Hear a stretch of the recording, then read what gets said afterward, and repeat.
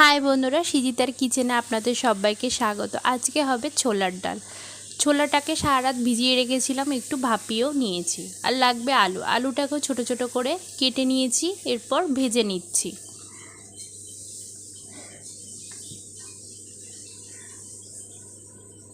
লাগবে পেঁয়াজ, টমেটো আর আদা, লঙ্কা, রসুন পেস্ট করে নিতে হবে।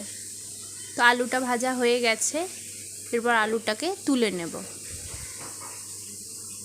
আলুটা তুলে নিলাম, এরপর পেঁয়াজ কুচিটা তেলের মধ্যে দিয়ে দিয়েছি, আদা, লঙ্কা, রসুন পেস্ট করে নিলাম। পেঁয়াজটা একটু ভাজা ভাজা হয়ে গেলে একটা টমেটো আমরা দিয়ে দেব। দিয়ে ভালো মতন ভাজা ভাজা হয়ে গেলে আমরা মশলাটা দিয়ে দেব। দিয়ে দিলাম আদা, লঙ্কা, রসুন পেস্টটা। এরপর স্বাদ মতন নুন, স্বাদ মতন চিনি, পরিমাণ মতন হলুদ গুঁড়ো, লঙ্কা গুঁড়ো, জিরের গুঁড়ো আর ধনে গুঁড়ো দিয়ে ভালো করে মশলাটা কষিয়ে নিতে হবে। ভালো মতন কষে গেলে তেল ছেড়ে দিলে আমরা আলুটা দিয়ে দেব, সাথে ছোলাটাও দিয়ে দেব।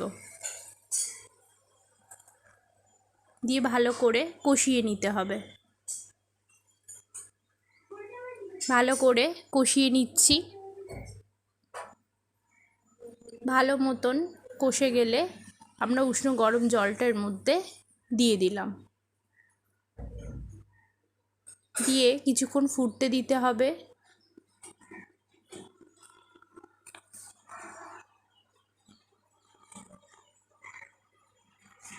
ভালো মতন ফুটে গেলে এর মধ্যে গরম মশলা গুঁড়ি দিয়ে দিলাম। গরম মশলাগুলি দিয়ে দিলাম, দিয়ে কিছুক্ষণ ফুটিয়ে নামিয়ে নেব।